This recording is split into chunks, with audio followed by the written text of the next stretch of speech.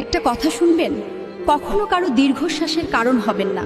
মানুষের দীর্ঘশ্বাস খুব খারাপ জিনিস। আপনি কাউকে ঠকিয়েছেন, কারো ক্ষতি করেছেন, অন্যায়কারীকে সমর্থন করে অন্যায় কাজ করেছেন, মানুষের সাথে খারাপ ব্যবহার করেছেন।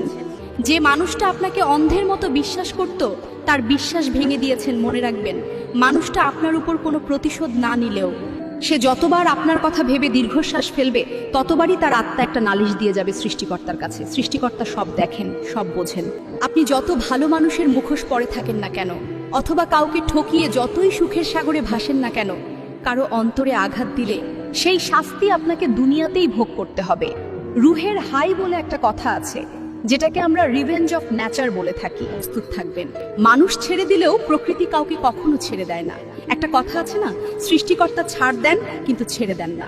তাই বলছি, কখনো কারো দীর্ঘশ্বাসের কারণ হবেন না। আপনি নিজে ঠকে যান, তবুও কাউকে ঠকাবেন না। আর যদি কাউকে অন্যায়ভাবে কষ্ট দিয়ে থাকেন, প্রস্তুত থাকুন, একদিন না একদিন ঠিক সেই কষ্টটাই আপনাকে ফিরে পেতে হবে।